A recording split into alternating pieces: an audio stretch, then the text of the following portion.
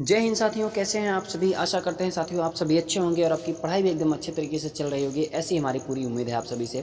साथियों आज का जो टॉपिक होने वाला है वो झारखंड पुलिस कांस्टेबल का जो पेपर नंबर 1 होता है साथियों, जिसमें कृतिका भागटू और क्षितिज भागटू से प्रश्न पूछे जाते हैं। कितने प्रश्न पूछे जाते हैं साथियों? 100 प्रश्न पूछे जाते हैं, वो भी बहुविकल्पीय प्रश्न। और एक प्रश्न 3 नंबर का बनता है, तो टोटल 300 नंबर का आपका पेपर नंबर 1 बनता है। ठीक है, जो कि कृतिका भागटू और क्षितिज भागटू से प्रश्न पूछे जाते हैं। और साथियों इसी का मोस्ट इंपॉर्टेंट MCQ आज की वीडियो में आपको मिलेगा।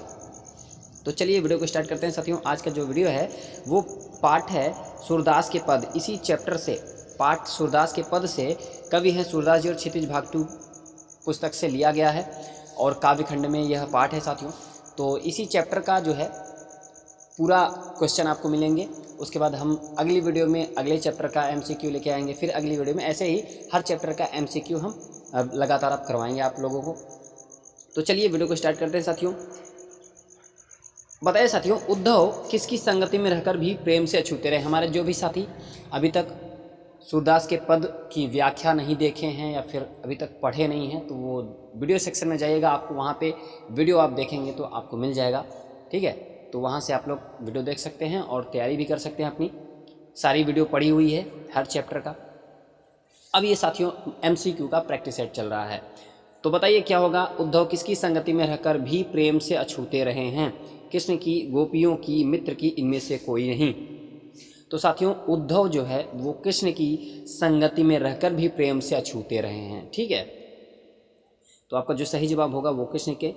अगला प्रश्न है, गोपियाँ किसके प्रेम में आसक्त हो गई हैं? उद्धव प्रेम के, कृष्ण प्रेम या संगीत प्रेम या इनमें से कोई नहीं। तो गोपियाँ किसके प्रेम में आसक्त हो गई हैं साथियों? तो गोपियाँ कृष्ण के प्रेम में आसक्त हो गई हैं। ठीक है, गोपियाँ कृष्ण के प्रति कैसी भावना रखती हैं? द्वेष की भावना रखती हैं, क्रोध की भावना रखती हैं, प्रेम की या फिर घृणा की? तो गोपियाँ कृष्ण के प्रति कैसी भावना रखती हैं साथियों? तो वो प्रेम की भावना रखती हैं। ठीक है, हमेशा गोपियों को प्रेम का अनुभव होता है और वो श्री कृष्ण का लगातार प्रतीक्षा करती रहती हैं कि कब उनका संदेश आ जाए, कब वो आ जाएं। तो ये सब सारी चीज़ें गोपियों को प्रतीत होती हैं। अगला प्रश्न है साथियों, गोपियाँ स्वयं को क्या समझती हैं? डरपोक समझती हैं, निर्बल समझती हैं, अबला समझती हैं, साहसी समझती हैं? तो गोपियाँ स्वयं को क्या समझती हैं साथियों? तो गोपियाँ जो है स्वयं को अबला समझती हैं। अब आप लोग बताइए अबला किसे कहते हैं? कमेंट बॉक्स में आप लोग कमेंट करके ज़रूर बताइएगा। अगला प्रश्न साथियों, कृष्ण के आने की प्रतीक्षा किसे है? जब हमारे जो भी साथी अगर चैप्टर को पढ़े हुए हैं, समझे हुए हैं, भावार्थ को अच्छे ढंग से कंप्लीट किए हैं, तो उनको इन सब प्रश्नों का जवाब देने में किसी भी प्रकार की कठिनाई नहीं होगी। वो आसानी से इन सब प्रश्नों का जवाब दे पाएंगे। ठीक है, तो कृष्ण के आने की प्रतीक्षा किसे है? भक्तों को है, उद्धव को है, गोपियों को है या फिर यशोदा को है? श्री कृष्ण जी जब मथुरा चले जाते हैं तो गोपियों को इंतज़ार रहता है कि वो कब लौट के आएंगे। तो कृष्ण के आने की प्रतीक्षा किसे है? तो साथियों किसे है? गोपियों को है। ठीक है, गोपियों को कृष्ण का व्यवहार कैसा प्रतीत होता है? उदार, छलपूर्ण, निष्ठुर, इनमें से कोई नहीं। गोपियों को कृष्ण का व्यवहार कैसा प्रतीत होता है? तो साथियों उनको जो व्यवहार कृष्ण का प्रतीत होता है गोपियों को, वो छलपूर्ण व्यवहार प्रतीत होता है, क्योंकि वो इंतज़ार करती रहती हैं कि कब कृष्ण जी आएंगे, कब आएंगे। वो आते नहीं हैं, उद्धव के माध्यम से संदेश को भिजवाते हैं। ठीक है, लेकिन वो आ नहीं रहे हैं, इसलिए गोपियाँ कृष्ण के व्यवहार को छलपूर्ण समझती हैं। अगला प्रश्न है साथियों, कवि के अनुसार माने सूरदास जी के अनुसार गोपियों का स्वभाव कैसा है? चतुर है, निर्दयी है, घमंडी है या फिर भोला है? तो कवि के अनुसार साथियों गोपियों का जो स्वभाव है वो भोलापन है। ठीक है, अगला प्रश्न है, गोपियों को अकेला छोड़कर कृष्ण कहाँ चले गए थे? ब्रज चले गए, द्वारका चले गए, मथुरा चले गए या फिर वृंदावन चले गए? तो गोपियों को अकेला छोड़कर कृष्ण कहाँ चले गए साथियों? मथुरा चले गए। ठीक है, अगला प्रश्न है, कृष्ण का योग संदेश लेकर कौन आए थे? उद्धव आए थे, बलराम आए थे, सेवक आए थे या फिर इनमें से कोई नहीं आया था? तो कृष्ण का योग संदेश लेकर कौन आए थे साथियों?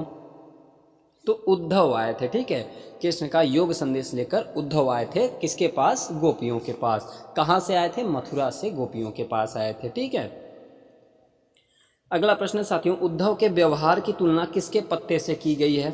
पीपल के पत्ते से, कमल के पत्ते से, केला के या फिर नीम के पत्ते से। तो उद्धव के व्यवहार की बात हो रही है साथियों।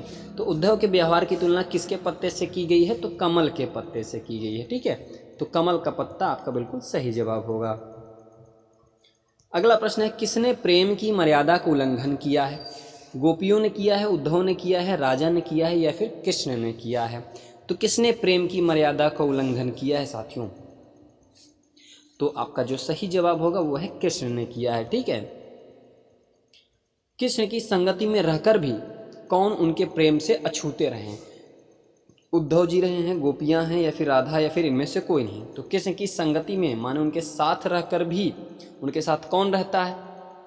उद्धव भी रहे हैं, गोपियां भी रही हैं, तो उनके प्रेम से अछूते, फिर भी उनके प्रेम से अछूते हैं तो कौन है साथियों? तो उद्धव है। कृष्ण की संगति में रहकर भी उद्धव जी उनके प्रेम से अछूते रहे हैं। ठीक है, अगला प्रश्न साथियों, इनमें से किस पक्षी की तुलना गोपियों से की गई है? तो किस पक्षी की तुलना गोपियों से की गई है? कोयल, मोर, हारिल या फिर चकोर? तो इनमें से हारिल पक्षी की तुलना गोपियों से की गई है साथियों। ठीक है, अगला प्रश्न है, उद्धव कृष्ण का कौन सा संदेश लेकर आए थे?